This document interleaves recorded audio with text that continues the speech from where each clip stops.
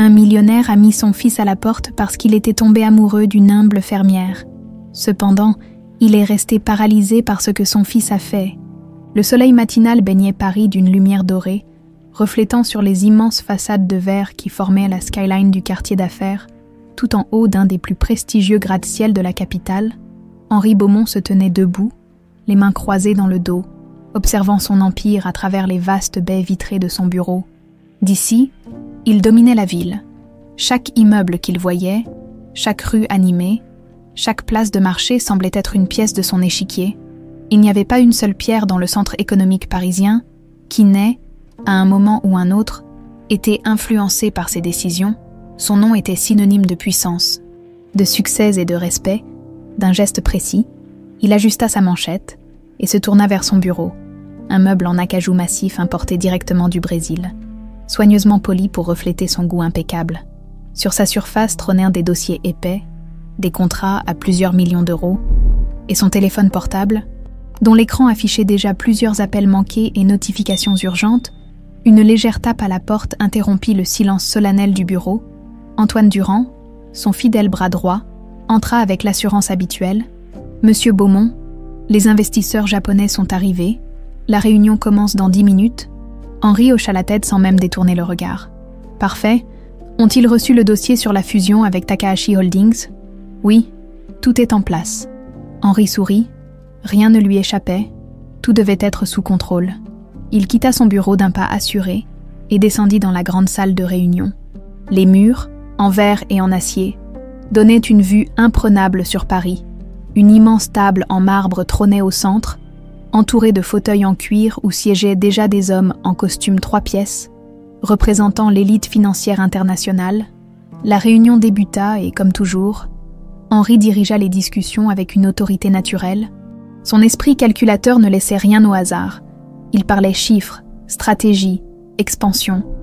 Ses interlocuteurs buvaient ses paroles, fascinés par son aisance à manipuler les marchés comme un maître d'échecs déplaçant ses pions. Mais alors que la réunion touchait à sa fin, Jacques Perrin, un de ses plus anciens associés, laissa échapper une remarque qui le prit au dépourvu. « À propos, Henri, j'ai entendu dire qu'Alexandre a quitté Paris. » Henri, en train de signer un document, s'arrêta net, il releva les yeux, dissimulant habilement son trouble. « Mon fils est libre de faire ce qu'il veut, tant que cela ne nuit pas à mon entreprise. » Jacques haussa un sourcil, amusé. « Ce n'est pas exactement ce que j'ai entendu. Il aurait laissé tomber son poste dans ton groupe, pour aller vivre à la campagne, avec une fille. » Le silence s'étira une seconde. « Son nom ?» demanda Henri d'une voix neutre. « Camille Morel, une simple fermière. » L'air de condescendance dans la voix de Jacques fit bouillir Henri intérieurement. Mais il se força à garder son masque d'impassibilité. « Peu importe, » finit-il par répondre. Les caprices de la jeunesse passent vite. Mais une fois la réunion terminée, il ne put ignorer le nœud d'irritation qui se formait dans son ventre. Dès qu'il fut de retour dans son bureau, il attrapa son téléphone et appela son fils. « Rentre immédiatement, nous devons parler. » Son ton ne laissait place à aucun refus. Quelques heures plus tard, Alexandre entra dans le bureau, vêtu d'un costume sobre mais élégant. Il avait toujours cet air sûr de lui, cet aplomb que son père avait tant pris soin de lui inculquer, mais cette fois, quelque chose avait changé. Son regard était plus déterminé que jamais. Henri l'observa un instant avant de briser le silence. Alors, qu'est-ce que c'est que cette histoire ridicule ? Alexandre s'assit en face de lui, le visage calme. « Je suppose que tu sais déjà pourquoi je suis là. J'espère surtout que tu vas m'expliquer comment tu as pu prendre une décision aussi insensée. » Alexandre inspira profondément. « Il n'y a rien d'insensé. J'ai rencontré Camille. Je l'aime. Et je veux construire ma vie avec elle. » Henri éclata d'un rire sec et glacial. « Construire ta vie, avec une fille sans avenir, sans nom, sans ressources, c'est une plaisanterie. » « Non, père, c'est toi qui ne comprends rien. » Henri sentit une colère froide monter en lui. « Tu es fou si tu crois que tu peux tout abandonner pour une illusion. L'amour ne paye pas les factures, Alexandre. Tout ne tourne pas autour de l'argent, père. Tout tourne autour du pouvoir. » Rugit Henri, frappant du poing sur son bureau, sans lui. « Tu n'es rien. » Le silence s'étira à nouveau. Mais cette fois, ce fut Alexandre qui le brisa. Si être quelqu'un signifie vivre sans amour et sans conviction, alors je préfère être rien Henri le fixa, incapable de croire ce qu'il entendait. « Tu es en train de me dire que si tu choisis cette fille, tu renonces à tout ce que j'ai construit pour toi. » Alexandre hocha la tête. « Oui. » La rage et la déception envahirent Henri. « Très bien. Dans ce cas, sors de cette maison. Tu n'es plus mon fils. » Sans un mot, Alexandre se leva et quitta la pièce. Henri resta seul, les poings serrés, fixant la ville par la fenêtre. Il en était convaincu. Alexandre allait revenir, suppliant son pardon. Mais ce qu'il ignorait, c'est que cette décision allait sceller son propre destin. Henri restait debout devant la grande baie vitrée de son bureau, regardant la nuit tomber sur Paris. Les lumières de la ville scintillaient comme des joyaux, reflets de son propre empire, bâti pierre après pierre, contrat après contrat, jusqu'à devenir l'un des plus puissants du pays. Et pourtant, malgré cette vision de grandeur, une seule pensée l'obsédait. Alexandre était parti. Il repassait leur échange dans son esprit, incapable d'accepter que son fils ait réellement choisi une vie misérable aux côtés d'une inconnue plutôt que l'avenir brillant qu'il lui avait tracé. Il se convainquait que tout cela n'était qu'une erreur passagère, un égarement de jeunesse. Alexandre finirait par comprendre son erreur et reviendrait à la raison. Il le connaissait trop bien pour penser autrement. Les jours passèrent, puis les semaines. Aucun appel, aucune lettre, aucun signe d'Alexandre. Henri tenait bon, s'accrochant à son orgueil, refusant de faire le moindre pas vers lui. Pourtant, quelque chose d'indéfinissable s'était brisé en lui, une fissure imperceptible que seul le silence pesant de son immense appartement venait lui rappeler.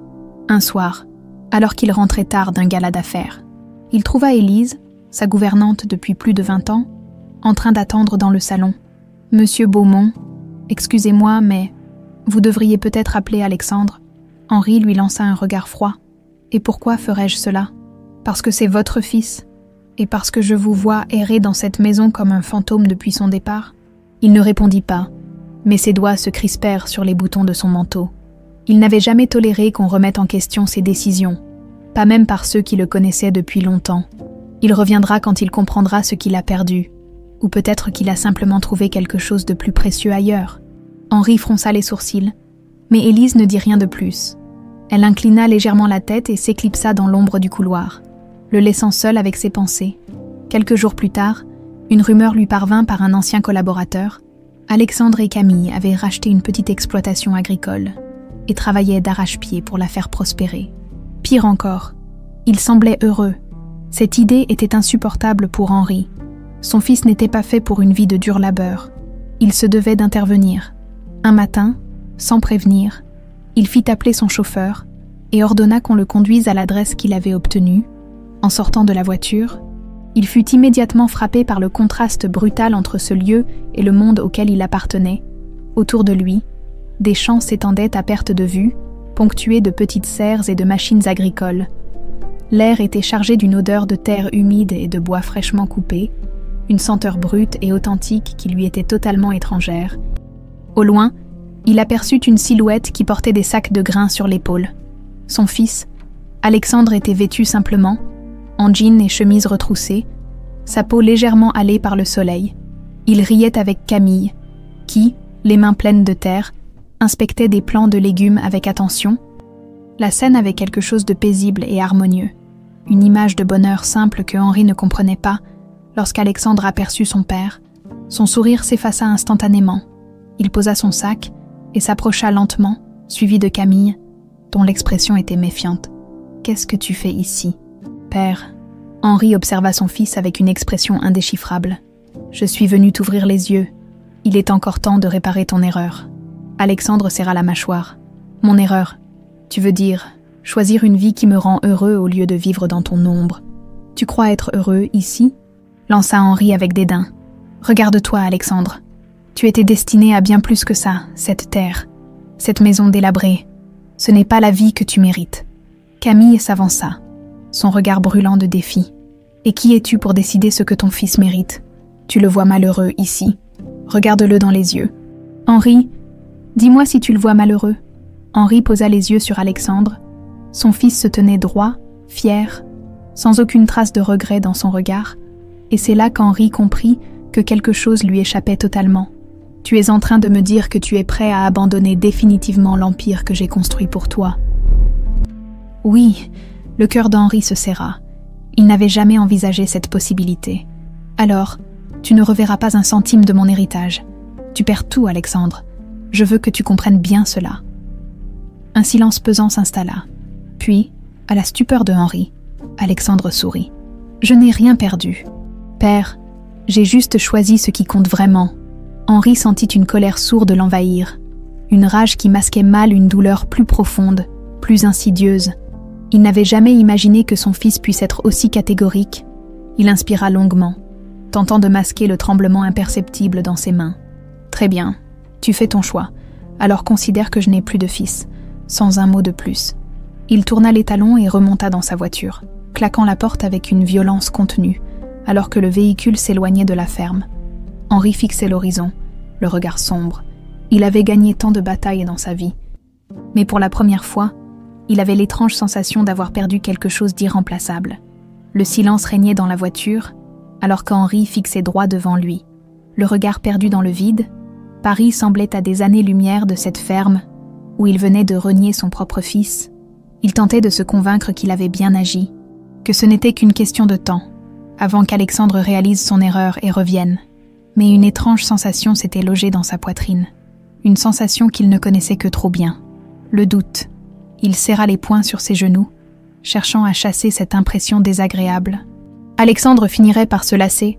Une vie de dur labeur dans les champs ne pouvait pas convenir à un homme comme lui. Il avait été élevé dans l'excellence, formé pour dominer, pas pour se salir les mains dans la terre. Un jour ou l'autre, il reviendrait, suppliant son pardon. Il devait en être ainsi.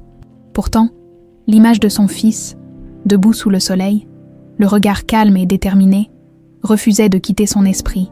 Il ne l'avait jamais vu aussi sûr de lui, aussi heureux. Cette pensée l'irrita profondément.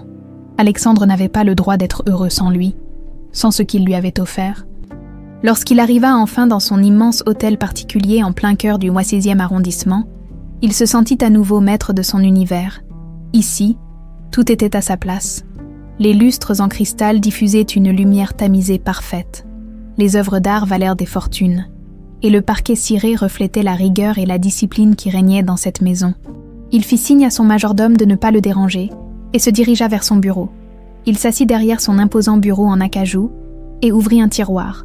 À l'intérieur, un cadre en argent poli, une vieille photo d'Alexandre, encore adolescent, souriant aux côtés de sa mère disparue. Henri observa longuement le visage de son fils.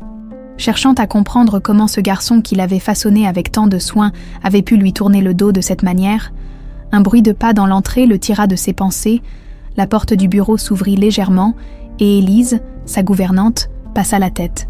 « Monsieur Beaumont, je vous apporte votre café. » Il hocha la tête sans un mot et elle s'avança en déposant la tasse fumante sur un sous-verre en cuir avant de se retirer. Elle hésita un instant, puis osa parler. « Votre fils va bien. » Henri leva les yeux vers elle, sa mâchoire se crispant légèrement. « Il n'est plus mon fils. » Élise ne répondit pas tout de suite, ses mains se joignant devant elle. « Vous ne le pensez pas. Je ne tolère pas la trahison. C'est votre fierté qui parle, monsieur. » Henri inspira lentement, maîtrisant son agacement. Élise était dans cette maison depuis plus de 20 ans. Elle l'avait vu élever Alexandre. Elle l'avait vu enterrer sa femme. Elle connaissait chaque recoin de son âme mieux que quiconque. « Il reviendra », finit-il par dire, plus pour se convaincre lui-même que pour la rassurer. « Peut-être », répondit-elle simplement, « ou peut-être pas. » Elle se retira sans ajouter un mot de plus, le laissant à sa solitude. Les jours passèrent, et aucun signe d'Alexandre. Henri refusait d'admettre que cela l'affectait, mais chaque matin, en consultant les journaux économiques, il ne pouvait s'empêcher de jeter un œil aux nouvelles du secteur agricole. Il fut un jour frappé par un article qui mentionnait une jeune exploitation utilisant des méthodes innovantes pour maximiser la production sans nuire à l'environnement. Il haussa un sourcil en voyant le nom des propriétaires. Alexandre Beaumont et Camille Morel, son fils ne s'était pas seulement installé à la campagne. Il était en train de bâtir quelque chose. Un empire, peut-être. Henri referma brutalement le journal, agacé par l'agitation soudaine dans son esprit.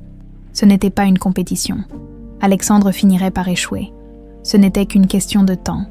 Quelques mois plus tard, Une réception fastueuse fut organisée en l'honneur des grands noms du monde des affaires. Henri s'y rendit avec son assurance habituelle, enfilant son masque de l'homme puissant. Intouchable, il échangea des poignées de main, discuta de nouvelles opportunités d'investissement, afficha son sourire calculé en présence des journalistes, mais son cœur n'y était pas. Alors qu'il s'apprêtait à quitter la soirée, il tomba sur Jacques Perrin, son ancien associé, un verre de champagne à la main et un sourire moqueur sur les lèvres. « Toujours aussi impeccable, Henri. J'espère que les affaires prospèrent autant que ta réputation. » Henri répondit par un sourire poli, prêt à écourter l'échange, mais Jacques poursuivit, un éclat d'amusement dans le regard. « À propos, j'ai croisé un jeune entrepreneur très prometteur récemment, un certain Alexandre Beaumont. » Henri se figea imperceptiblement. Il commence à faire parler de lui. C'est fascinant. Vraiment, tu devrais voir ça de plus près.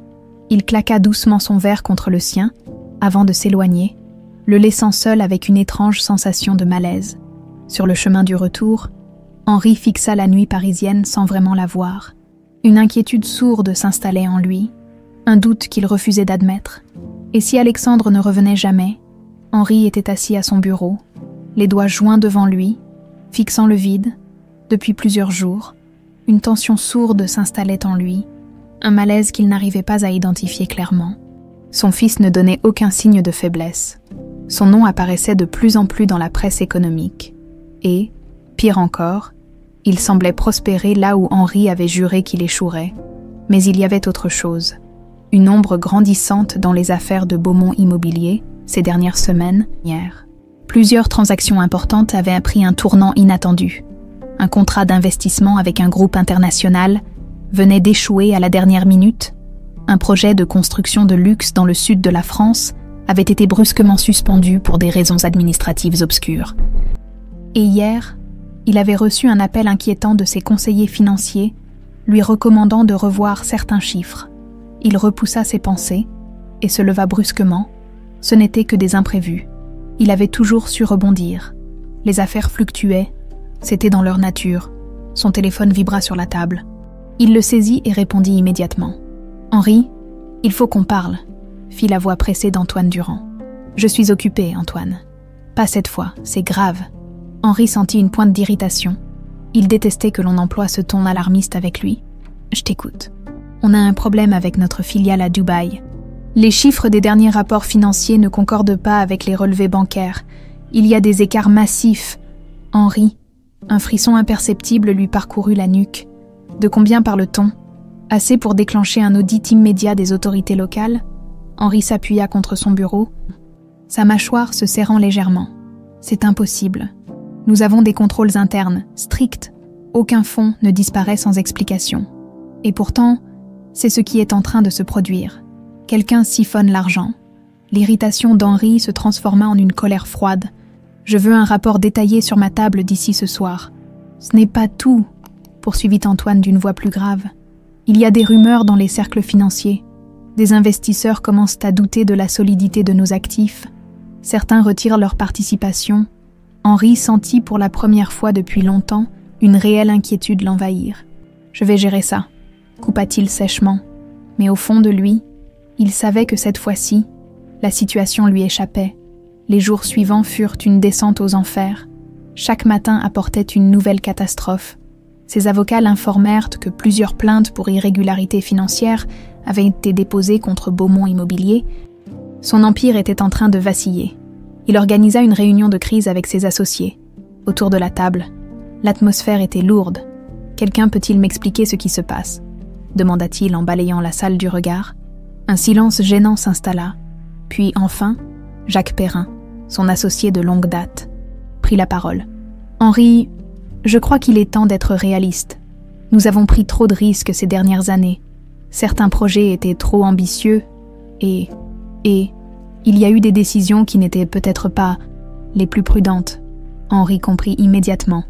Il avait été trahi. « Vous étiez tous au courant. »« C'est ça ?» cracha-t-il. « Vous saviez ce qui se passait et vous avez laissé faire. » Personne ne répondit. Il vit dans leurs yeux une lueur qu'il ne connaissait que trop bien, celle des prédateurs qui sentent que leur chef de meute est sur le point de tomber. Il se leva lentement, posant les mains sur la table. Son regard noir fixant chacun d'eux. « Très bien, vous voulez me voir tomber. Je vais me battre jusqu'au bout. Mais la vérité, c'est qu'il se battait contre une machine qu'il ne contrôlait plus. Les semaines suivantes furent un cauchemar. Les actions de son entreprise s'effondrèrent en bourse. Des investisseurs clés retirèrent leur soutien. La presse s'empara de l'affaire, et son nom fut associé à des termes qu'il n'aurait jamais imaginé voir dans les journaux.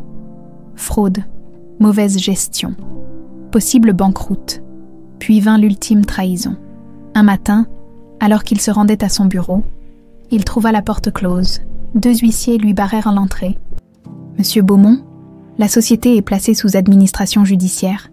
Vous n'avez plus accès à ses locaux. » Il sentit son souffle se couper. « C'est une erreur, » murmura-t-il. Mais au fond, il savait que ce n'était pas le cas. Il recula d'un pas, regardant le logo doré de Beaumont Immobilier au-dessus de l'entrée. Son empire, bâti sur des décennies de travail acharné, venait de lui être arraché en une seule nuit. Il marcha sans but dans les rues de Paris, son esprit en ruine. Il avait toujours cru que le pouvoir et l'argent étaient ses seuls véritables alliés. Mais aujourd'hui, il l'avait abandonné sans le moindre remords. Lorsqu'il rentra chez lui, un silence oppressant régnait. Il s'assit sur l'un des fauteuils en cuir du salon, contemplant le vide. Il savait ce qui allait suivre. Les banquiers allaient y réclamer leur dû, ses biens allaient être saisis un à un. Il n'aurait plus rien. Et pourtant, dans cette nuit de solitude, un seul nom lui vint à l'esprit. Alexandre. Il s'était toujours promis de ne jamais se rabaisser à demander de l'aide. Mais ce soir-là, pour la première fois, Henri ressentit quelque chose qu'il n'avait jamais connu auparavant. La peur, le jour où tout bascula définitivement. Paris était plongé sous une pluie fine et glaciale. Henri se tenait immobile dans le grand salon de son hôtel particulier, le regard figé sur les immenses fenêtres où les gouttes d'eau glissaient lentement, traçant des chemins invisibles sur la surface lisse du verre. Il savait que ce moment arriverait, mais il ne s'attendait pas à ce qu'il soit si brutal. Le téléphone sonna, brisant le silence pesant de la pièce. Il décrocha d'un geste mécanique. « Monsieur Beaumont » fit la voix sèche de son avocat. « Je suis désolé, mais les dernières tentatives de négociation ont échoué.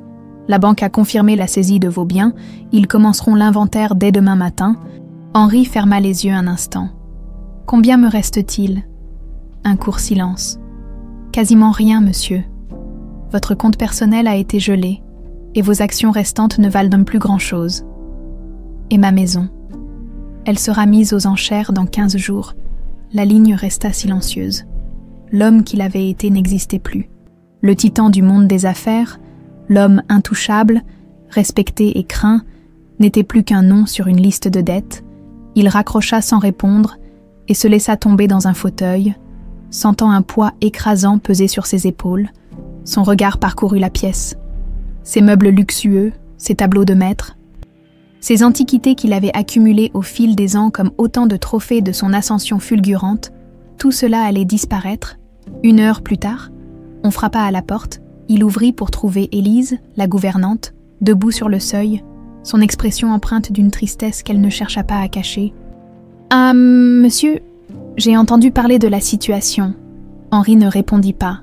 Il n'avait pas la force de supporter la pitié. « Je voulais vous dire que je pars ce soir. » Il releva la tête brusquement. « Vous partez.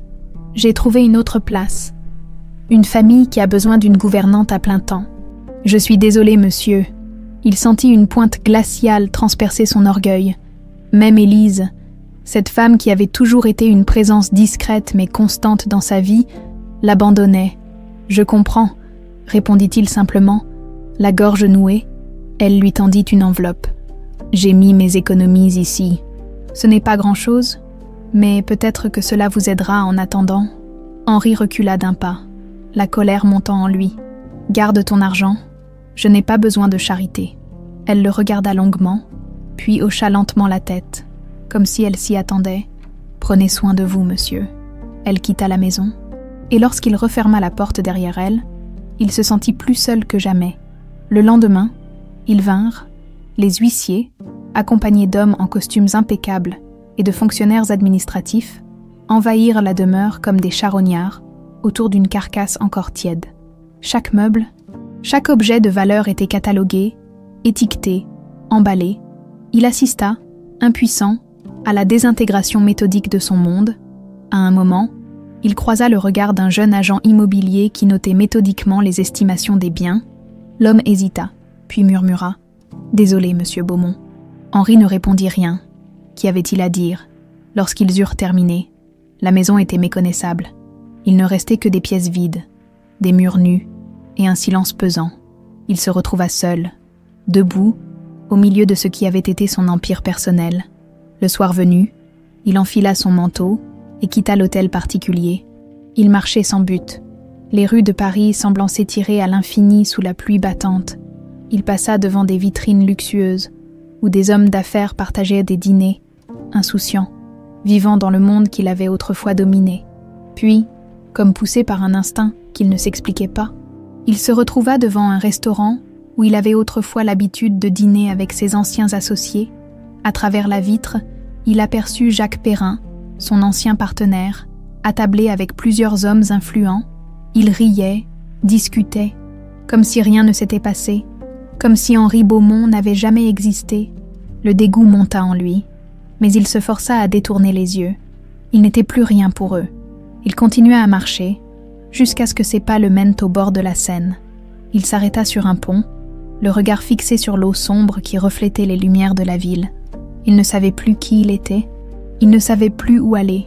Puis, une pensée insidieuse s'imposa à lui. Il lui restait une seule option, une option qu'il avait refusée avec obstination, par fierté, par orgueil, mais il n'avait plus le choix. Il devait aller voir Alexandre. Il inspira profondément, repoussant le vertige qui l'envahissait. Son fils avait réussi là où lui avait échoué. Il avait bâti un empire différent, un empire basé sur autre chose que l'avidité et le pouvoir. Peut-être pourrait-il lui tendre la main. Il n'en avait pas envie. Chaque fibre de son être se révoltait à l'idée de quémander quoi que ce soit. Mais il n'avait plus d'autre alternative. Il regarda une dernière fois Paris s'étendre sous ses yeux. Il était temps de quitter cette ville. Et cette fois, ce n'était pas lui qui partait en vainqueur. Henri quitta Paris sous un ciel gris. Le train qui l'emmenait vers l'inconnu traversait la campagne française à vive allure. Et pourtant, il avait l'impression que le temps s'était ralenti. Assis près de la fenêtre, il observait le paysage défiler sans vraiment le voir. Des champs, des forêts, des petites maisons perdues au milieu des collines. Ce monde lui avait toujours paru insignifiant, une toile de fond pour ceux qui n'avaient pas réussi à s'imposer dans la vraie vie, celle des affaires, de l'argent, du pouvoir. Il était l'un de ces hommes. Maintenant, un homme sans empire, sans fortune, sans avenir. Il resserra les pans de son manteau autour de lui. Il n'avait emporté qu'une petite valise, avec quelques vêtements, et ce qui lui restait d'effets personnels. Il n'y avait plus rien à récupérer à Paris, plus rien à préserver. Son hôtel particulier était désormais entre les mains des banques, et son nom, autrefois respecté, était devenu un murmure méprisant dans les cercles d'affaires. Lorsqu'il descendit du train, la première chose qui le frappa fut l'odeur de la terre humide, mélangée à celle du bois et des récoltes. L'air ici était différent, plus pur, mais aussi plus brut. Il n'était pas fait pour ce genre d'endroit. Il se sentait déplacé, comme un étranger dans un monde qui ne lui appartenait pas. Il marcha lentement en direction de l'exploitation agricole d'Alexandre et Camille. Chaque pas lui coûtait, non pas physiquement, mais intérieurement. Chaque mètre parcouru était une humiliation silencieuse, un rappel de son échec. Il se demandait ce qu'il allait dire à son fils. Comment trouver les mots justes quand toute une vie avait été bâtie sur l'arrogance et le mépris? Après plusieurs minutes de marche sur un chemin de terre, il aperçut enfin la ferme. Ce n'était pas un simple champ avec une maison rudimentaire. C'était une véritable entreprise, avec des installations modernes, des serres immenses et des camions de transport. Alexandre et Camille n'avaient pas simplement réussi, ils avaient bâti un empire. Son cœur se serra en voyant son fils au loin. En pleine discussion avec un employé, Alexandre riait, détendu, les manches retroussées, les bottes pleines de boue. Il respirait la confiance et la sérénité. Henri sentit une douleur étrange l'envahir. Ce n'était pas le fils qu'il avait rêvé de façonner, mais c'était un homme accompli. Camille apparut à côté d'Alexandre, tenant une tablette et prenant des notes. Elle était en sueur, visiblement sortie d'un travail manuel, mais elle rayonnait d'une énergie indéniable. Il avait tant méprisé cette femme. Il l'avait traitée comme une erreur, une faiblesse dans la vie de son fils. Et pourtant, Elle était là, debout à ses côtés. Son égal en tout point, il inspira profondément et s'avança, lorsqu'Alexandre leva enfin les yeux et croisa son regard. Son sourire disparut instantanément. Henri s'arrêta à quelques mètres de lui. « Bonjour », dit-il d'une voix plus rauque qu'il ne l'aurait voulu. Un silence s'installa. Les employés alentour jetèrent des regards furtifs, sentant l'étrangeté de la situation. « Qu'est-ce que tu fais ici ?» demanda Alexandre, sans agressivité, mais sans chaleur non plus. Henri ouvrit la bouche, mais aucun mot ne sortit immédiatement. Il se rendit compte qu'il n'avait jamais été dans cette position. Il n'avait jamais eu à demander de l'aide. Il inspira profondément, baissant légèrement la tête. J'ai tout perdu. Le visage d'Alexandre resta impassible. Tout. Un autre silence. Puis Camille croisa les bras et s'approcha légèrement. Et maintenant, tu viens voir celui que tu as renié. Henri ferma brièvement les yeux. Il ne pouvait pas leur en vouloir. Ils avaient toutes les raisons du monde de le mépriser. Je ne suis pas venu quémander de l'argent, répondit-il lentement. Je n'avais simplement nulle part d'autre où aller. Alexandre le regarda longuement, cherchant peut-être à déceler une trace de manipulation ou de calcul dans ses paroles. « Et qu'attends-tu de moi ?» Exactement. Henri se força à le regarder droit dans les yeux. Rien, seulement une chance de comprendre ce que j'ai toujours méprisé. Un éclat d'incrédulité passa dans le regard d'Alexandre, suivi d'un amusement amer. « Ce que tu as toujours méprisé. Je te rappelle que ce que tu vois ici, c'est précisément ce que tu as essayé de m'empêcher de construire. » Henri hocha la tête. « Je sais. » Camille échangea un regard avec son mari, incertaine. Alexandre hésita, puis soupira et détourna les yeux, fixant un point dans l'horizon. « Tu peux rester, » finit-il par dire, « mais pas en tant que spectateur. Ici, tout le monde travaille. » Henri sentit un frisson lui parcourir l'échine. « Tu veux dire que si tu veux comprendre ce que nous faisons, tu vas devoir te salir les mains ?» Henri aurait préféré être frappé que d'entendre ces mots. Toute sa vie, il avait donné des ordres. Il n'avait jamais eu à faire un travail physique. Il n'avait jamais eu à transpirer sous le soleil brûlant ou à sentir la douleur d'un corps exténué par l'effort. « Tu peux toujours repartir si ça ne te convient pas », ajouta Alexandre d'un ton neutre.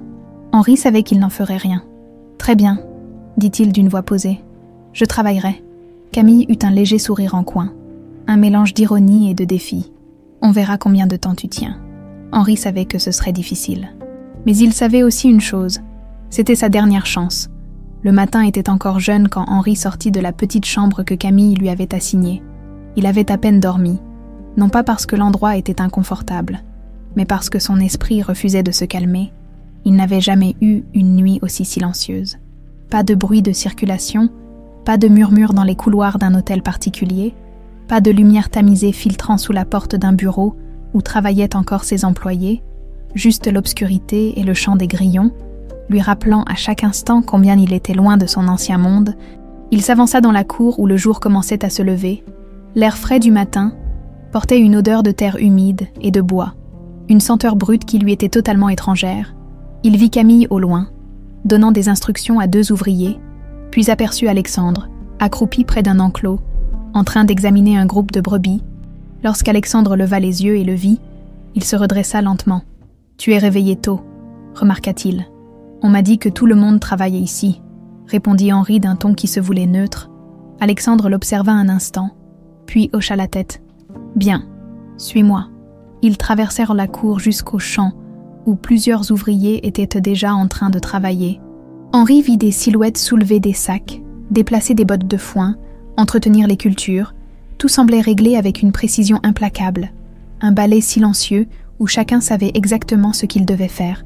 « Tu vas commencer par quelque chose de simple », déclara Alexandre en s'arrêtant devant un énorme tas de sacs de grains. « Ces sacs doivent être transportés jusqu'à l'entrepôt, là-bas. » Henri observa les sacs et les estima à au moins 20 kilos chacun. Son dos protesta déjà à l'idée de soulever un tel poids. « Combien de temps ai-je pour les déplacer ?»« Toute la matinée. » Henri serra la mâchoire et posa ses mains sur l'un des sacs. Lorsqu'il tenta de le soulever, un choc de douleur lui traversa les épaules. Il n'avait pas soulevé quelque chose d'aussi lourd depuis... Jamais. « Plie les genoux, pas le dos », lança un ouvrier qui passait à côté de lui en riant. Henri l'ignora et fit un nouvel effort, parvenant cette fois à hisser le sac sur son épaule.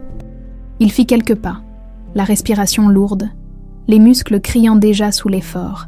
Arrivé à l'entrepôt, il déposa le sac avec un soupir de soulagement, mais lorsqu'il se retourna, il vit la longue file de sacs qui l'attendaient encore. Il s'efforça de continuer. Au début, il prenait de longues pauses entre chaque voyage, mais il remarqua rapidement que les ouvriers autour de lui ne s'arrêtaient presque jamais. Il sentit leurs regards furtifs, certains moqueurs, d'autres curieux. Ils attendaient qu'il abandonne. Il se força à continuer, serrant les dents à chaque pas. Après 1 heure, sa chemise était trempée de sueur et ses jambes tremblaient sous l'effort. Il n'avait jamais ressenti une telle fatigue physique. Ses mains, habituées aux stylos de luxe et aux poignées de main feutrées des salles de conseil, étaient déjà rouges et irritées. À la 3e heure, il sentait son corps entier protester. Chaque mouvement était un supplice, mais son orgueil le poussait à continuer. Lorsqu'il posa enfin le dernier sac dans l'entrepôt, il se laissa tomber sur une caisse en bois, haletant. « Alors, c'est ça, le vrai travail », murmura-t-il pour lui-même. Il entendit un rire derrière lui et se retourna pour voir Camille, les bras croisés, un sourire ironique aux lèvres. « Félicitations. Tu as réussi à faire en 1 matinée ce qu'un ouvrier expérimenté fait en 1 heure. » Il la fixa, essuyant la sueur sur son front. « Je m'attendais à ce que tu dises quelque chose du genre « Je suis surprise que tu sois allé jusqu'au bout », avoua-t-elle. « Beaucoup auraient abandonné bien avant. » Il ne répondit pas. « Viens manger quelque chose », ajouta-t-elle en se détournant. Il la suivit jusqu'au réfectoire où les ouvriers se rassemblaient pour déjeuner. Il s'installa sur un banc en bois, les muscles douloureux, et observa les travailleurs autour de lui. Ils riaient, discutaient, plaisantaient, comme si la matinée n'avait pas été un enfer physique. Un bol de soupe fumante fut placé devant lui.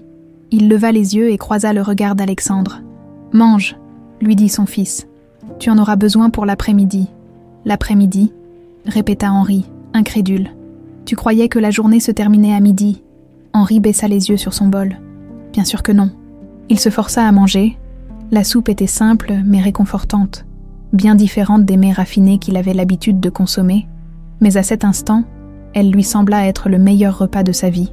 Après le déjeuner, il se leva avec difficulté, chaque muscle de son corps protestant à l'idée de reprendre le travail. « Cet après-midi, tu iras dans les vignes », annonça Alexandre. « Pour faire quoi ? Tailler les sarments ?» Henri n'avait aucune idée de ce que cela signifiait, mais il ne posa pas de questions. Il savait que la seule manière de s'intégrer ici, de ne pas être vu comme un simple visiteur, était de travailler sans discuter.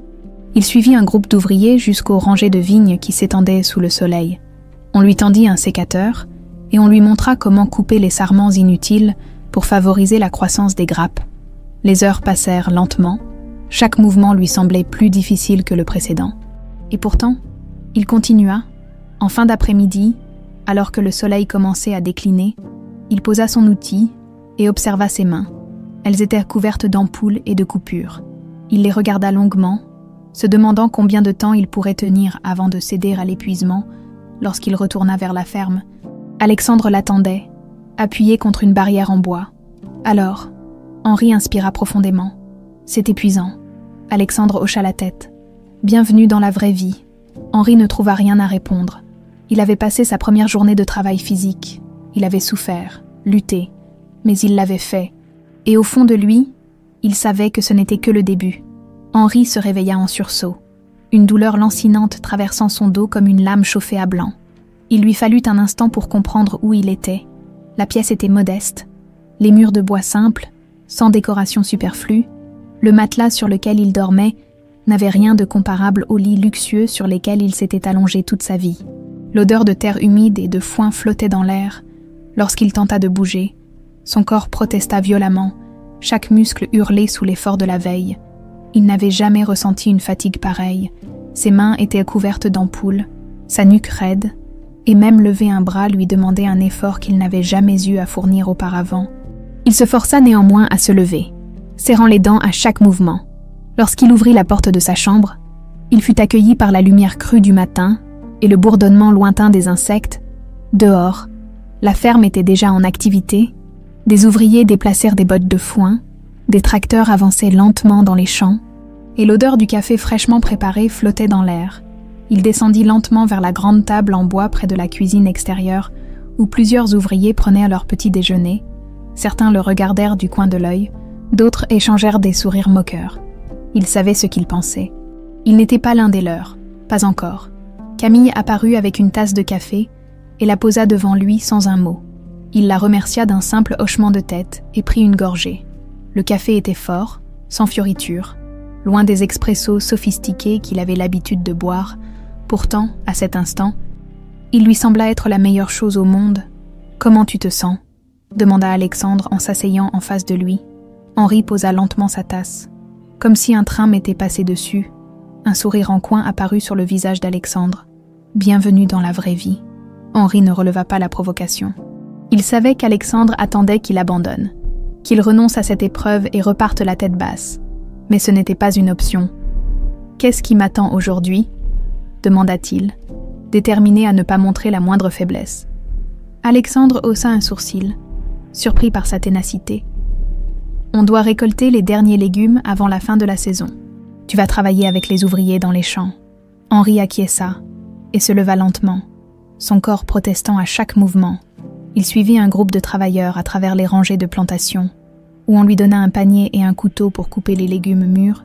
Il s'accroupit avec difficulté et commença son travail. Essayant d'ignorer la douleur dans ses jambes, chaque mouvement lui coûtait, mais il s'efforça de continuer. Les heures passèrent lentement, sous un soleil de plus en plus écrasant. La sueur perlait sur son front, imbibant sa chemise, mais il se força à avancer, à ramasser, à couper, encore et encore.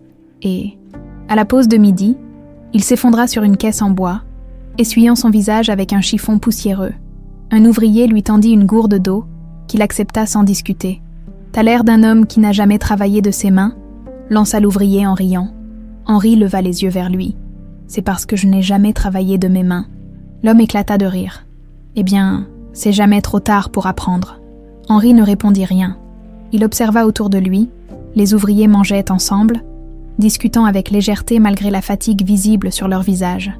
Ils plaisantaient, échangèrent des histoires, partagèrent leur nourriture sans attendre quoi que ce soit en retour. Il réalisa alors quelque chose qu'il n'avait jamais ressenti auparavant. Il était seul, depuis toujours, dans son monde. Tout n'avait été que transaction, rapport de force et compétition silencieuse. Ici, les gens se soutenaient, non pas pour grimper plus haut, mais parce qu'ils en avaient besoin les uns des autres. Une vague d'émotions contradictoires le traversa. Était-ce cela qu'il avait toujours méprisé? Dans l'après-midi, il reprit le travail. Ses mains le faisaient souffrir. Sa respiration était lourde. Mais il refusa de ralentir. À un moment, alors qu'il soulevait une lourde caisse remplie de légumes, une douleur fulgurante traversa son dos et il lâcha tout dans un fracas sourd. Les ouvriers se retournèrent et Alexandre accourut. « Ça va. » Henri se redressa lentement, la douleur irradiante dans le bas de son dos. « Oui. Non. Tu n'as plus 20 ans. » Henri serra la mâchoire, blessé dans son orgueil. « Je peux continuer. »« Arrête tes conneries, » répondit Alexandre. « Va te reposer. » Il voulait protester, mais il vit dans le regard de son fils une pointe d'inquiétude qu'il ne s'attendait pas à y trouver. Sans un mot, il acquiesça et se dirigea lentement vers la ferme, en arrivant à sa chambre.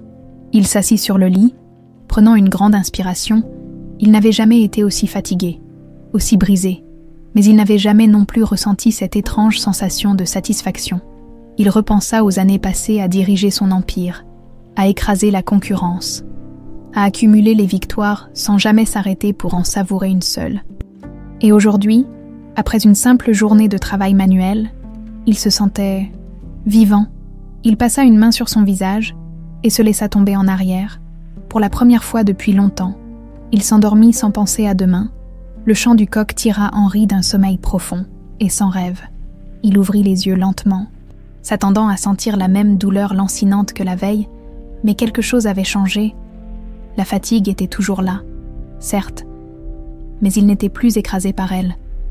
Son corps s'habituait, il le sentait. Ce constat lui provoqua une sensation étrange, un mélange d'étonnement et de fierté qu'il ne voulait pas encore reconnaître. Il se leva plus aisément que la veille et enfila une chemise propre, bien que rêche contre sa peau. Lorsqu'il sortit de la petite chambre, l'air frais du matin lui fouetta le visage. Le ciel, encore teinté de rose et d'orange, semblait plus vaste que d'habitude, Il s'arrêta un instant pour l'observer, réalisant qu'il n'avait jamais pris le temps d'admirer un lever de soleil. Avant, chaque matin signifiait un nouveau combat, une nouvelle stratégie à élaborer, des marchés à dominer. Ici, le temps s'écoulait différemment. Il était plus brut, plus authentique. Il rejoignit la grande table où les ouvriers prenaient leur café. Quelques regards s'attardèrent sur lui, moins moqueurs que la veille. Peut-être commençait-il à comprendre qu'il ne partirait pas aussi vite qu'il l'avait pensé. Camille lui tendit une tasse de café, et cette fois, elle le fit sans ironie. « Tu t'y fais à cette vie ?» demanda-t-elle, en s'asseyant en face de lui. Henri haussa un sourcil. « Je m'y adapte. » Camille sourit légèrement. « C'est déjà pas mal. » Le repas fut silencieux, ponctué seulement par les discussions des ouvriers sur le travail du jour. Henri se surprit à écouter avec intérêt, à essayer de comprendre les subtilités de cette vie qu'il avait toujours méprisée. Alexandre apparut quelques minutes plus tard, les mains encore couvertes de terre, visiblement déjà en pleine activité. « Aujourd'hui, on doit réparer une clôture dans le pâturage. Tu viens avec moi. » Henri acquiesça et se leva, sentant le regard curieux de Camille le suivre. Ils marchèrent à travers la propriété, longeant les champs où les ouvriers s'activaient déjà. Arrivé au pâturage, Henri observa les clôtures en bois fendillé, certaines sections complètement écroulées. Alexandre ramassa un marteau et lui tendit une poignée de clous. « Tu sais t'en servir ?» Henri prit l'outil et l'examina un instant avant de répondre. « Ça ne doit pas être bien compliqué. » Alexandre haussa un sourcil, amusé, mais ne répondit rien. Il lui montra comment positionner les planches, comment enfoncer les clous correctement pour que la structure tienne face au vent et aux bêtes. Henri s'exécuta, et très vite, il réalisa que ce n'était pas aussi simple qu'il l'avait cru. Son premier clou se tordit sous la force de son coup. Le deuxième ne s'enfonça pas droit. Il serra les dents, refusant de jeter un regard à son fils. Mais il savait qu'Alexandre l'observait avec une patience silencieuse. Plie un peu le poignet, lui conseilla finalement son fils, et frappe en un seul mouvement. Henri suivit l'instruction et cette fois, le clou s'enfonça comme il le fallait. « Pas mal », admit Alexandre. Ils continuèrent en silence, martelant, mesurant, ajustant les planches. L'effort était différent de la veille. Ce n'était pas une corvée répétitive comme soulever des sacs de grains ou tailler des vignes. Il y avait quelque chose de presque satisfaisant à voir la clôture prendre forme sous leurs efforts. « Pourquoi fais-tu tout ça toi-même » demanda Henri après un moment. « Tu pourrais très bien engager plus de monde pour ces tâches. » Alexandre s'arrêta et planta son regard dans le sien. « Parce que je veux comprendre ce que je construis. Parce que rien n'a de valeur si tu n'as pas mis la main à la pâte. » Henri sentit un frisson étrange lui parcourir l'échine. « C'est ce que tu penses de moi, que je n'ai jamais rien construit. » Alexandre le fixa longuement avant de répondre. « Tu as bâti un empire, c'est vrai. Mais as-tu déjà touché la pierre d'un seul de tes immeubles? As-tu déjà parlé aux ouvriers qui les ont construits? As-tu déjà senti le poids d'un mur avant qu'il ne devienne un bureau de luxe ?» Henri ne répondit pas. « J'ai grandi en t'observant. J'ai vu comment tu imposais le respect, comment tu prenais des décisions qui faisaient trembler des marchés entiers. J'ai admiré ta force, ton intelligence. Mais aujourd'hui, je me demande si tu as déjà réellement compris ce que tu possédais. » Un silence pesant s'installa entre eux. Henri regarda ses mains, couvertes de poussière et d'échardes, si différentes de celles qu'il exhibait fièrement autrefois. Peut-être que non. Admit-il à voix basse. Alexandre ne répondit rien. Il se contenta de ramasser une autre planche et de la positionner contre la clôture. Henri l'imita, et ils continuèrent ainsi, travaillant côte à côte, sans un mot de plus. Lorsqu'ils eurent terminé, le soleil commençait à descendre lentement vers l'horizon. Henri observa leur ouvrage avec un sentiment nouveau, une étrange satisfaction qui ne ressemblait à rien de ce qu'il avait connu auparavant. Sur le chemin du retour, Alexandre brisa finalement le silence. « Tu pourrais partir, tu sais, maintenant que tu as vu comment on vit ?» Henri réfléchit un instant avant de répondre. « Je pourrais, en effet, mais tu ne le feras pas. » Henri tourna la tête vers lui et esquissa un mince sourire. « Pas encore. » Alexandre sourit en retour. Un sourire discret, presque imperceptible. Mais il était là, pour la première fois depuis des années. Henri sentit qu'un lien se reformait. Fragile, incertain, mais bien réel. Et cette pensée lui fit plus de bien que tout l'or du monde. Henri se réveilla avant l'aube. Un réflexe qu'il n'aurait jamais cru possible quelques semaines auparavant. Son corps commençait à s'adapter. Même si chaque muscle protestait encore au moindre mouvement, il se redressa lentement, passant une main sur son visage fatigué, avant de se lever et d'enfiler sa chemise. Il s'observa un instant dans le petit miroir accroché au mur de sa chambre. Son reflet lui renvoya l'image d'un homme différent de celui qu'il avait été. Ses traits étaient marqués, sa barbe mal taillée, sa peau plus hâlée que jamais sous l'effet du soleil et du travail extérieur. Il n'avait plus l'air du magnate de l'immobilier, du roi des affaires. Il ressemblait à un ouvrier, à un homme du peuple. Il sortit et inspira profondément l'air frais du matin. La ferme s'éveillait lentement sous la lumière naissante. L'odeur du café et du pain chaud flottait dans l'air, et au loin, on entendait déjà le bétail s'agiter. Il marcha vers la table commune, où plusieurs ouvriers étaient déjà installés. Il prit place sans un mot, attrapa une tasse de café et écouta les conversations autour de lui. Il n'était plus un étranger, mais il n'était pas encore des leurs. Il le sentait. Alexandre arriva quelques minutes plus tard, l'air concentré. Camille, qui était assise à ses côtés, lui montra un carnet de notes et ils échangèrent quelques mots à voix basse. Henri observa leur dynamique avec attention. Son fils et cette femme formaient une équipe parfaite. Une alliance équilibrée où chacun apportait sa force. Il ne pouvait plus nier l'évidence. Alexandre avait réussi, et il n'y était pour rien.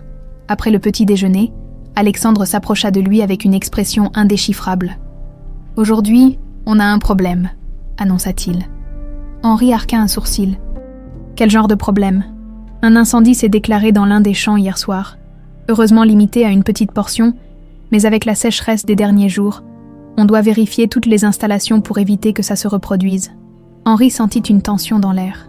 Il avait lu dans les journaux à quel point les incendies pouvaient être dévastateurs dans les exploitations agricoles. « Que veux-tu que je fasse ? Tu vas venir avec moi, » répondit simplement Alexandre. Ils partirent ensemble, traversant les champs encore humides de la rosée du matin. L'odeur du brûlé flottait légèrement dans l'air lorsqu'ils approchèrent de la zone touchée par l'incendie. Des cendres noircissaient le sol par endroits, et quelques poteaux calcinés témoignaient de la violence du feu. « On a eu de la chance », dit Alexandre en s'accroupissant pour ramasser une poignée de terre. Si le vent avait été plus fort, tout aurait pu partir en fumée. Henri observa les dégâts en silence. Il n'avait jamais été confronté à ce genre de situation. Dans son monde, une perte financière se compensait avec un bon investissement. Ici, une perte comme celle-ci signifiait des mois de travail anéantis en quelques minutes. « On va reconstruire cette partie de la clôture aujourd'hui », poursuivit Alexandre. Mais il faut surtout s'assurer qu'il n'y a pas d'autres points faibles dans le reste de l'exploitation. Ils passèrent la matinée à inspecter les clôtures, les réserves d'eau et les chemins d'accès. Henri écoutait attentivement les instructions de son fils, posant parfois des questions, s'efforçant de comprendre chaque détail. À midi, alors qu'il faisait une pause à l'ombre d'un grand chêne, Henri prit la parole après un long silence. « Je n'ai jamais compris ce que signifiait vraiment perdre quelque chose d'essentiel. » Alexandre tourna la tête vers lui, intrigué. « Comment ça ?» Henri fixa un point au loin, réfléchissant à ses propres paroles. « Dans mon monde, tout pouvait être reconstruit avec de l'argent. Un immeuble brûlait, on en bâtissait un autre, plus grand, plus beau. Un projet échouait. On trouvait un autre investisseur. Je pensais que rien n'était réellement irremplaçable. Mais ici, il fit un geste vague en direction des champs. Ici, quand quelque chose disparaît, ça laisse un vide, un feu, une tempête, une mauvaise récolte. Ce n'est pas juste une perte financière. C'est du temps, du travail, des espoirs qui s'envolent. Alexandre le regarda longuement, avant de hocher la tête. Oui, ici, chaque erreur se paye au prix fort. Ils restèrent de silencieux un moment, puis se remirent au travail. L'après-midi fut rude, sous un soleil implacable. Ils transportèrent des poutres, creusèrent la terre pour solidifier les barrières et testèrent les systèmes d'irrigation. Henri ne comptait plus les litres de sueur qu'il perdait, ni les douleurs qui parcouraient son dos et ses bras. Il travaillait, tout simplement. Lorsque le soleil commença à décliner, Alexandre s'arrêta et s'étira, jetant un regard satisfait à leur travail. On a bien avancé. Henri posa son marteau et observa à son tour la clôture désormais réparée. Il sentit une pointe de fierté, une sensation qu'il n'avait jamais associée à quelque chose d'aussi simple que du bois et des clous, Alors qu'ils rentraient vers la ferme, un orage lointain grondait à l'horizon. Le ciel s'assombrissait lentement, et un vent frais s'élevait dans l'air. « Il va pleuvoir cette nuit », dit Alexandre en levant les yeux vers le ciel. Henri observa les nuages noirs qui s'amoncelaient au loin. Ça ne va pas poser problème. Au contraire, après ces journées de chaleur, c'est exactement ce dont la terre a besoin. Ils atteignirent la ferme juste au moment où les premières gouttes commencèrent à tomber. Camille les attendait sous le porche, les bras croisés. « Alors, on a sécurisé tout ce qu'on pouvait, » répondit Alexandre. « Si l'orage est violent, on aura peut-être des dégâts, mais on fera avec. » Camille hocha la tête, puis posa son regard sur Henri. « Et toi ?» Henri inspira profondément, sentant la fatigue dans chaque muscle de son corps. Mais cette fois, il sourit légèrement. « Je crois que je commence à comprendre. » Camille le fixa un instant, comme si elle cherchait à voir au-delà de ses mots, puis elle acquiesça lentement. L'orage éclata quelques minutes plus tard, la pluie s'abattant sur la ferme dans un vacarme assourdissant. Henri resta un moment sous le porche, observant l'eau ruisseler sur les champs, sentant une paix étrange s'installer en lui. Il avait toujours vu la pluie comme un obstacle, une nuisance. Mais aujourd'hui, il la voyait différemment. Elle n'était pas un frein, elle était une promesse de renouveau. Henri ouvrit les yeux avant même que le jour ne se lève. La pluie avait cessé pendant la nuit, laissant derrière elle une odeur de terre mouillée qui s'infiltrait par la fenêtre entr'ouverte. Il resta allongé un moment, fixant le plafond, écoutant le silence encore profond de la ferme avant que la journée ne commence vraiment. Son corps était endolori, mais il n'en ressentait plus l'épuisement accablant des premiers jours. Il se redressa lentement et passa une main sur son visage fatigué. Chaque matin, il avait l'impression de renaître un peu plus loin de l'homme qu'il avait été. Cette ferme, ce travail, ces gens qu'il avait autrefois méprisés. Tout cela était en train de remodeler quelque chose en lui. Lorsqu'il sortit, l'air était frais, encore chargé d'humidité. Le ciel, débarrassé des nuages de la veille, laissait apparaître les premières lueurs roses de l'aube. En traversant la cour, il aperçut Alexandre accroupi près des clôtures, observant attentivement la terre. Henri s'approcha en silence et se tint à ses côtés. « La pluie a bien fait son travail », commenta Alexandre sans lever les yeux. Henri observa le sol détrempé, les rangées de plantations qui semblaient plus vivantes qu'avant. « Tout a l'air en ordre », répondit-il. « Oui, mais on ne sait jamais avec la météo.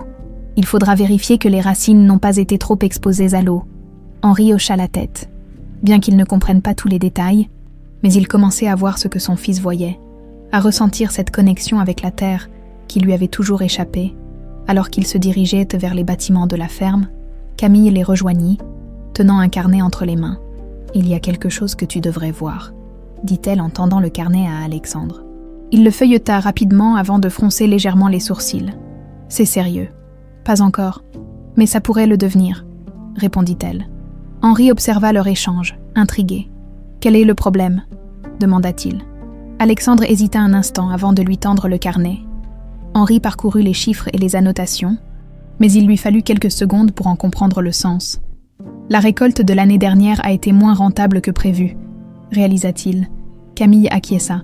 « C'est une tendance qui pourrait nous poser problème si on ne trouve pas une solution. » Henri referma le carnet et réfléchit un instant. « Vous avez des contacts dans la distribution alimentaire. » Alexandre haussa un sourcil. « Quelques-uns, pourquoi ? Parce que si votre production commence à montrer des signes de faiblesse, vous devriez diversifier vos canaux de vente. Avez-vous envisagé des circuits plus courts, des partenariats avec des restaurants locaux, des épiceries spécialisées ?»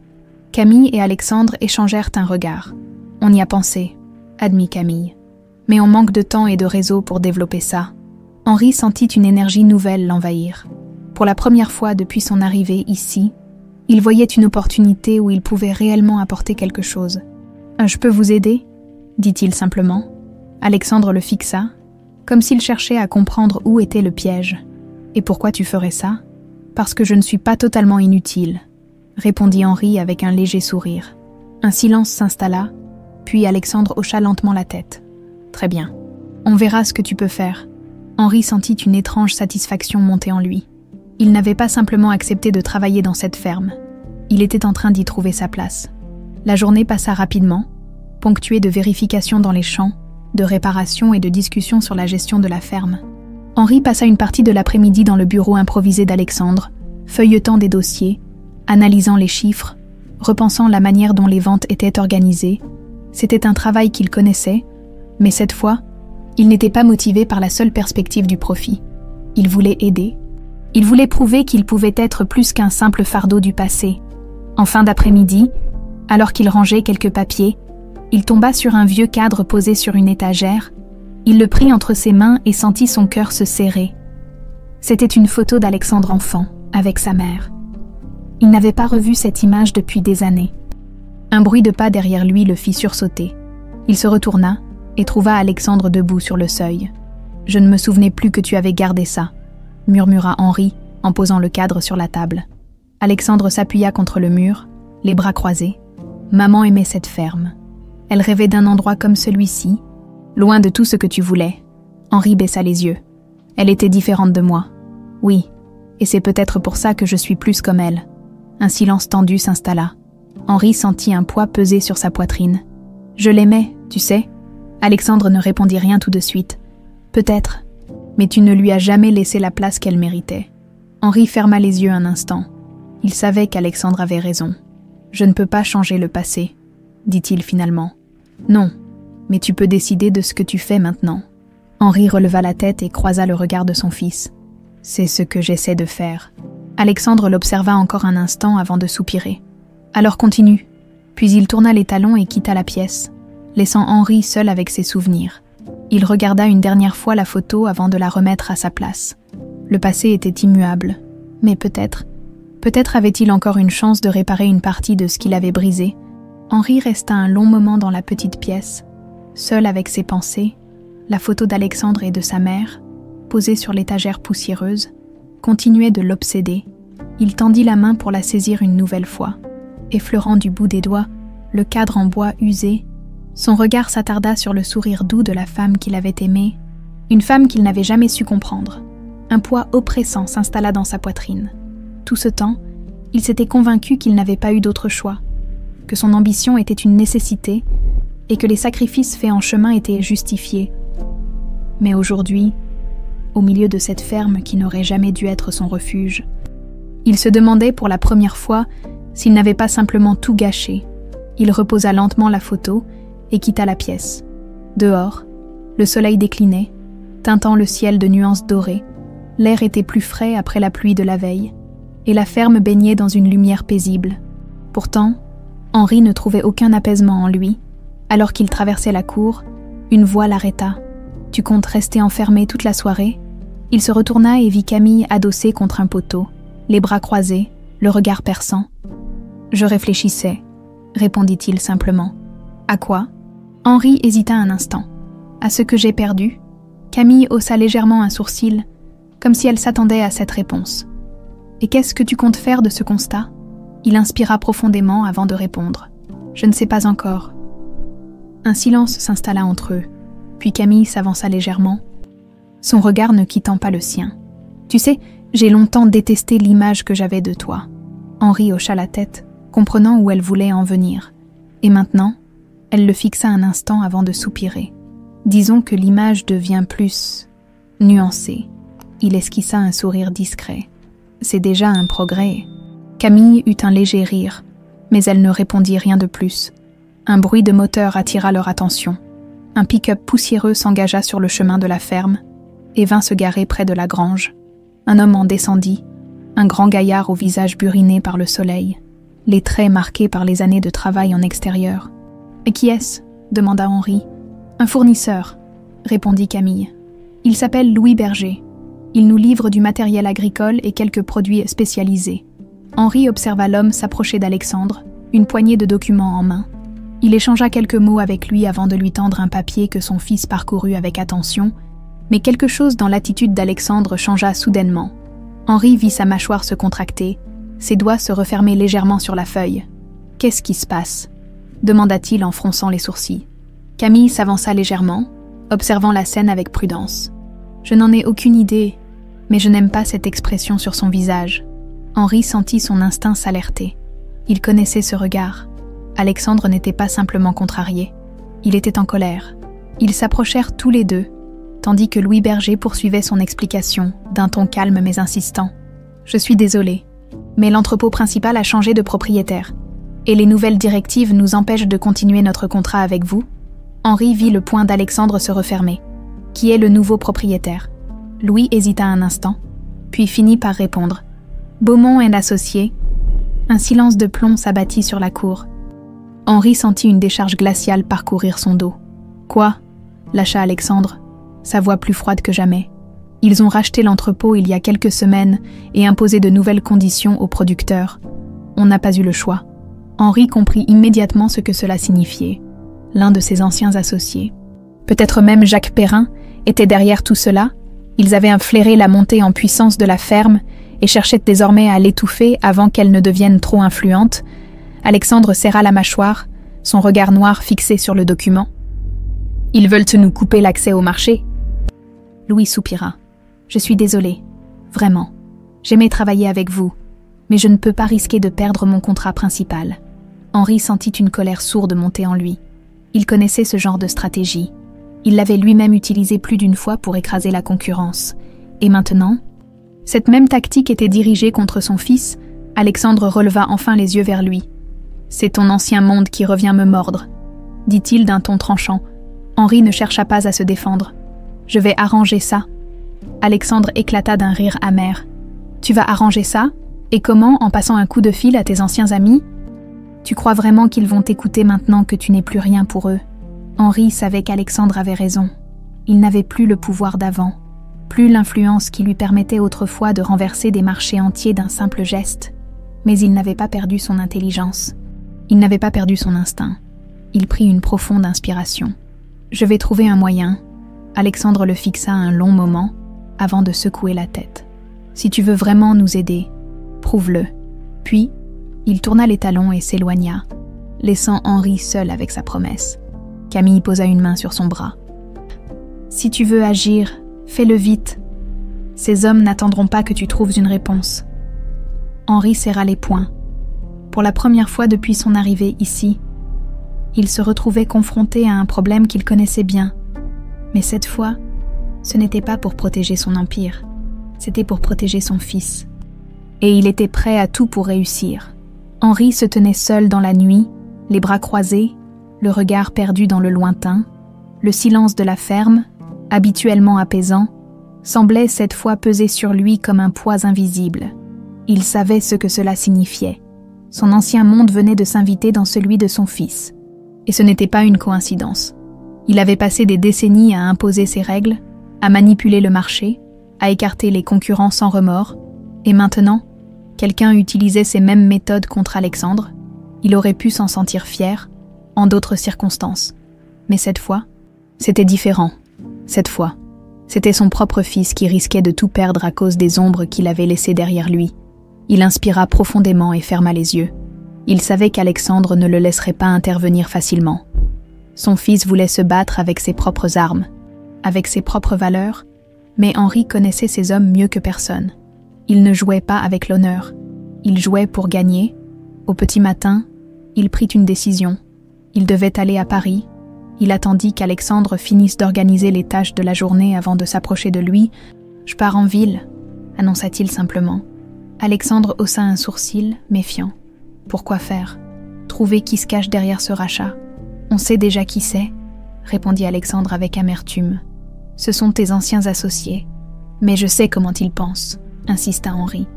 Je peux peut-être les faire reculer. Alexandre le fixa un moment, puis lâcha un rire froid. Et pourquoi ferait-il marche arrière?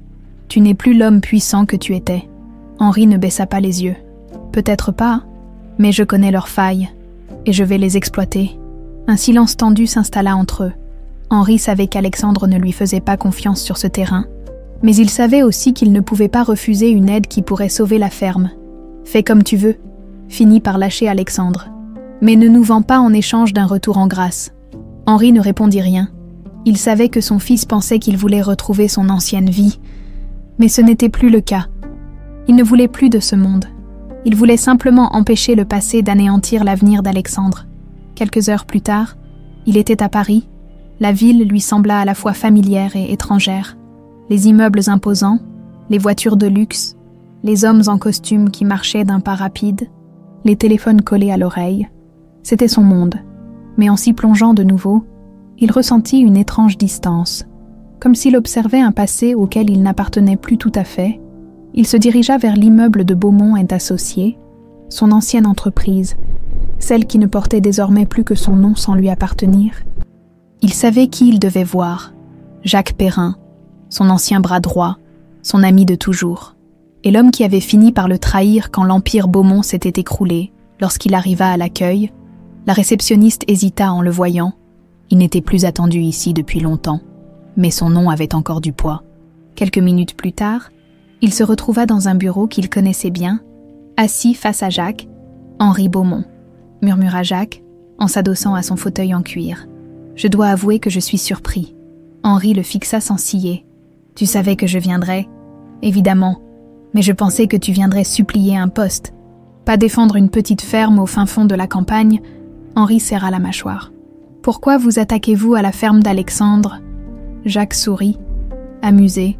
« Tu devrais être fier, Henri. Ton fils a du talent. Il a construit quelque chose d'impressionnant, mais il commence à gêner certaines personnes. Certaines personnes comme toi. » Jacques haussa légèrement les épaules. « Disons que j'ai des intérêts à protéger. Tu connais les règles du jeu. C'est exactement ce que tu aurais fait à ma place. » Henri se pencha légèrement en avant, le regard acéré. « Ce que je faisais, c'était calculé, stratégique. Mais ce que tu fais là, c'est personnel ?» Jacques ne répondit pas immédiatement, puis un rictus amusé étira ses lèvres. « Peut-être un peu, admit-il. Après tout, c'est toi qui m'as appris à jouer. » Henri inspira profondément. Il devait rester calme. Il savait que Jacques cherchait à le provoquer, à lui rappeler qu'il avait perdu son pouvoir. « Combien veux-tu pour lâcher l'affaire ?» demanda-t-il finalement. Jacques éclata de rire. « Tu n'as plus d'argent, Henri, tu n'as plus rien. Qu'est-ce que tu pourrais m'offrir ?» Henri le fixa sans ciller. « Pas de l'argent, des informations. » Le sourire de Jacques s'effaça légèrement. « Je t'écoute. » Henri savait qu'il jouait sa dernière carte. Il connaissait encore certains secrets de l'entreprise, des transactions douteuses qui, si elles venaient à être révélées, pourraient causer des dommages considérables. Il les avait gardés pour lui, même après sa chute. Mais aujourd'hui, il était prêt à les utiliser. « Si tu touches encore à la ferme d'Alexandre, je fais publier ce que je sais sur le projet de Shanghai. » Jacques ne souriait plus du tout. « Tu bluffes. Essaye-moi. » Un silence électrique s'installa entre eux. Jacques savait que Henri n'était pas du genre à parler dans le vide. Finalement, il soupira. « Très bien, je vais voir ce que je peux faire. » Henri se leva sans ajouter un mot, avant de quitter la pièce. Il s'arrêta et se tourna une dernière fois vers Jacques. « Tu penses peut-être que j'ai perdu, mais regarde-moi bien, Jacques. J'ai peut-être laissé tomber un empire, mais je suis en train de reconstruire quelque chose qui a plus de valeur que tout ce que j'ai jamais possédé. » Puis il sortit, laissant Jacques seul avec sa frustration. Dans le taxi qui le ramenait à la gare, Henri sentit une étrange sensation l'envahir. Il venait d'affronter son passé, de tenir tête à ce qu'il avait autrefois été. Il ne savait pas encore si Alexandre l'accepterait totalement, mais au moins, il avait fait ce qui devait être fait. Et pour la première fois depuis longtemps, il se sentait en paix avec sa décision. Le train roulait à vive allure, mais Henri avait l'impression que le temps s'étirait à l'infini. Il regardait défiler le paysage à travers la vitre, son esprit encore en ébullition après sa confrontation avec Jacques Perrin. Il avait réussi à neutraliser la menace qui pesait sur Alexandre et Camille, du moins pour le moment, mais il savait que ce n'était pas suffisant. Son fils ne se contenterait pas d'un geste isolé, il attendait bien plus que cela. Lorsqu'il arriva à la gare du village, l'air était plus frais que la veille. Il inspira profondément avant de se diriger vers la ferme. Chaque pas lui semblait plus lourd que le précédent. Il n'avait jamais eu à rendre de compte à qui que ce soit. Dans son ancienne vie, il agissait, imposait sa volonté et ne regardait jamais en arrière. Mais ici, les règles étaient différentes. Il passa le portail et avança vers la cour où Camille et quelques ouvriers s'affairaient. Lorsqu'elle le vit, elle s'arrêta net, une expression indéchiffrable sur le visage. « Alors ?» demanda-t-elle en croisant les bras. Henri s'approcha lentement, mesurant ses mots. « C'est réglé ?» Ils ne toucheront plus à votre exploitation. Camille ne réagit pas immédiatement. Son regard chercha quelque chose en lui. Une faille, une hésitation. Comment tu as fait? J'ai utilisé ce qu'il me restait. Camille plissa légèrement les yeux, cherchant à comprendre ce qu'il sous-entendait. Des menaces, disons, des arguments convaincants. Elle resta silencieuse un instant, puis hocha lentement la tête. Alexandre est dans le hangar. C'est à lui que tu devrais parler. Henri sentit son cœur se serrer légèrement. Il savait que ce moment allait arriver. Il se dirigea vers le hangar, dont les grandes portes en bois étaient entr'ouvertes. À l'intérieur, Alexandre rangeait des caisses de matériel avec une concentration qui semblait presque forcée. Henri s'arrêta sur le seuil, hésitant. « Je suis de retour », dit-il simplement. Alexandre ne leva pas les yeux tout de suite. « Je vois ça. » Un silence tendu s'installa. Henri s'avança lentement, cherchant les mots justes. « J'ai réglé le problème. Jacques et les autres ne tenteront plus rien contre toi, cette fois. » Alexandre se redressa et posa enfin son regard sur lui. « Et je suis censé te remercier. » Henri ne répondit pas immédiatement. « Non, je n'attends rien en retour. » Alexandre croisa les bras. Le visage fermé. « Tu penses que ça efface tout le reste? Que parce que tu nous as protégés cette fois, ça change ce qui s'est passé avant? » Henri sentit la tension monter en lui. « Non, ça ne change rien. Mais ça prouve que j'essaie. » Alexandre le fixa un instant avant de secouer la tête. « Tu sais ce qui me dérange le plus, Henri? Ce n'est pas que tu aies échoué, ou que tu sois tombé de ton piédestal. C'est que tu aies mis tant de temps à voir ce qui comptait réellement. » Henri sentit ces mots l'atteindre plus profondément qu'il ne l'aurait cru. « J'étais aveuglé, » admit-il d'une voix plus basse. « Je pensais que bâtir un empire était la seule chose qui avait de la valeur. » Alexandre haussa un sourcil, surpris par cette confession. « Et maintenant ?» Henri soupira. « Maintenant, je sais que j'ai passé trop de temps à courir après des choses qui n'avaient pas d'importance, que j'ai laissé filer ce qui comptait vraiment. » Un silence s'installa entre eux, puis Alexandre s'appuya contre une poutre, les bras toujours croisés, mais son regard moins dur qu'au début de la conversation. « Pourquoi es-tu encore là ?» demanda-t-il enfin. Henri inspira profondément avant de répondre. « Parce que je n'ai nulle part où aller. » Alexandre ne s'attendait visiblement pas à cette réponse. « C'est tout. » Henri secoua la tête. « Non, je suis encore ici parce que, pour la première fois depuis longtemps, je me sens à ma place. » Alexandre le fixa longuement. Il semblait peser chaque mot, chaque expression de son père. « Et qu'est-ce que tu veux faire maintenant ?» Henri réfléchit un instant. « Je veux aider, si tu veux toujours de moi ici. » Alexandre resta silencieux, ses yeux cherchant quelque chose dans ceux de son père. Puis, après un long moment, il hocha lentement la tête. « Très bien. » Henri sentit une vague de soulagement l'envahir, mais il ne la laissa pas transparaître. « Alors, qu'est-ce que je fais aujourd'hui ?» demanda-t-il. Essayant d'adopter un ton plus léger, Alexandre esquissa un mince sourire, comme s'il testait encore sa sincérité. « Tu commences par nettoyer l'écurie ?» Henri haussa un sourcil. « Je suis presque sûr que c'est une punition. »« Peut-être » répliqua Alexandre avec un éclat amusé dans les yeux. Henri soupira, mais au fond de lui, il acceptait cette nouvelle épreuve.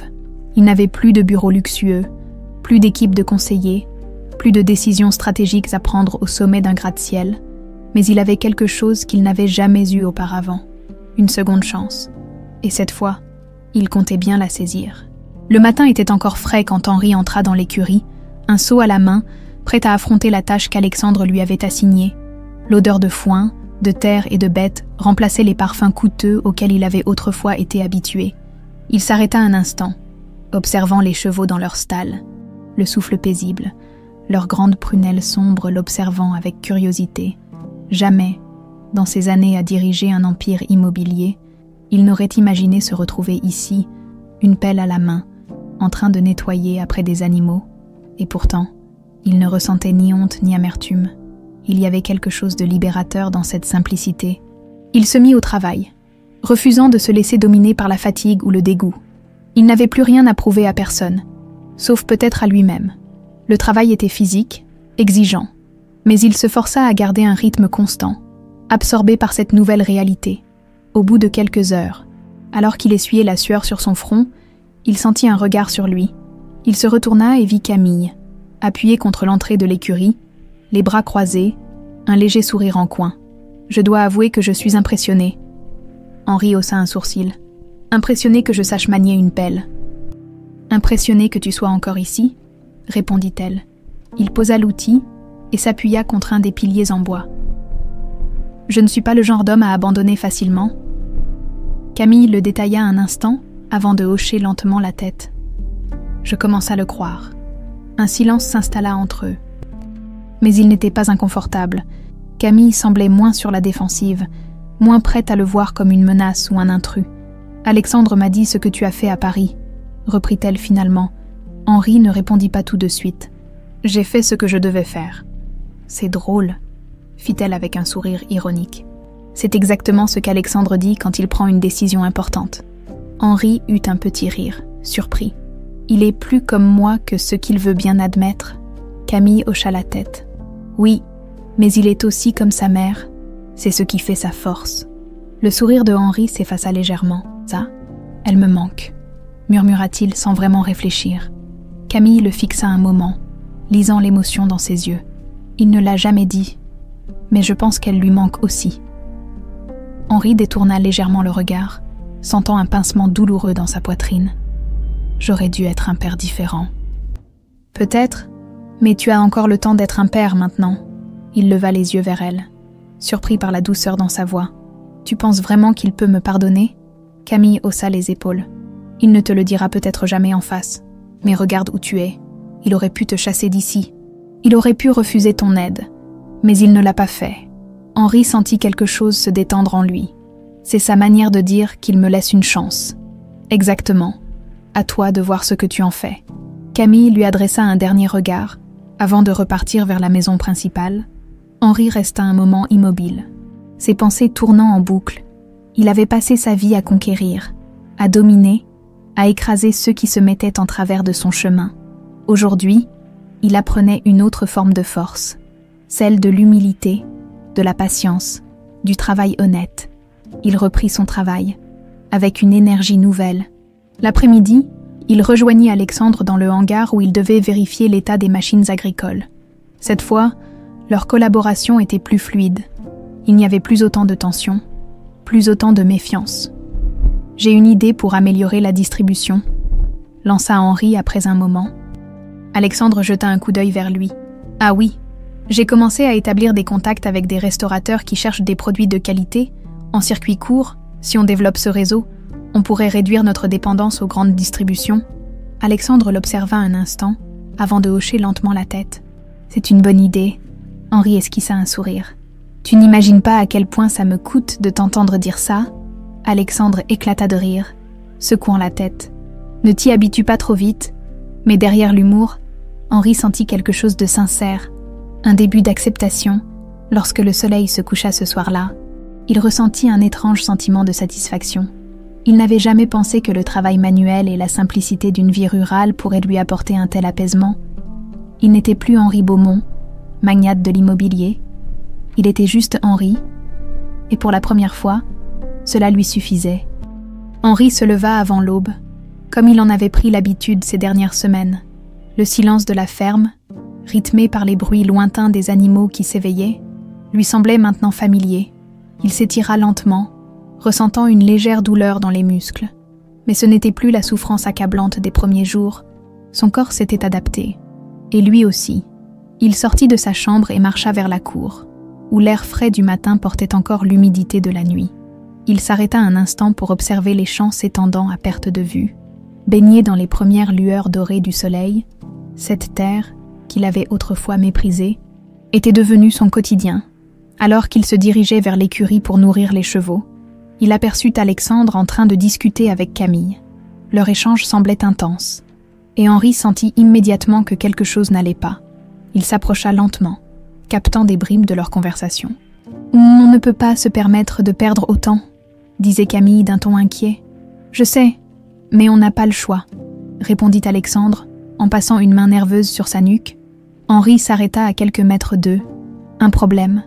Alexandre et Camille échangèrent un regard avant que son fils ne soupire. La tempête de la semaine dernière a causé plus de dégâts qu'on ne le pensait. Certaines cultures sont fichues et on a pris du retard sur les livraisons. Henri fronça les sourcils. Ça signifie quoi, exactement ? Que si on ne trouve pas une solution rapidement, On risque de perdre des clients importants, répondit Camille. Un silence pesant s'installa. Henri savait ce que cela signifiait. Les affaires agricoles étaient aussi impitoyables que l'immobilier, un retard, une perte de production, et les acheteurs se tournaient vers d'autres fournisseurs. « Vous avez une alternative ?» demanda-t-il après un moment. « Pas vraiment, » admit Alexandre. « On peut essayer de compenser avec ce qu'il nous reste, mais ça ne suffira pas. » Henri réfléchit un instant, puis une idée germa dans son esprit. Et si on achetait des récoltes à d'autres producteurs locaux pour compléter les livraisons? Alexandre le regarda avec surprise. « Acheter? Mais on n'a pas les fonds pour ça. Vous n'avez pas besoin d'acheter immédiatement, » répliqua Henri. « Vous pouvez proposer un accord basé sur un échange de services ou un partenariat pour les prochaines saisons ?» Camille haussa un sourcil, intéressé. « Tu penses que certains accepteraient ? Si vous leur garantissez un accès à votre réseau de distribution en échange, oui, beaucoup de petits producteurs peinent à trouver des débouchés stables. » Alexandre croisa les bras, réfléchissant. « Ça pourrait fonctionner. » Henri sentit une satisfaction discrète monter en lui. Il n'avait peut-être plus son empire, mais il n'avait pas perdu son instinct pour les affaires. « Je peux aller négocier avec eux, » proposa-t-il. Alexandre le fixa un instant, comme s'il essayait d'évaluer son sérieux. « Tu es sûr de toi ? C'est à peu près la seule chose que je sache encore faire, » répondit Henri avec un sourire en coin. Camille jeta un regard à Alexandre, qui finit par hocher la tête. « Très bien, essaye, mais ne nous vends pas au pire requin du coin. » Henri esquissa un sourire. Promis. Il passa le reste de la matinée à contacter les producteurs alentours. Il discuta, négocia, usa de son charme et de son expérience pour convaincre plusieurs d'entre eux d'accepter un partenariat avec la ferme Beaumont. Ce n'était pas facile. Beaucoup se méfiaient encore de lui, de son passé, de ses méthodes. Mais il savait comment parler aux gens, comment leur montrer où était leur intérêt.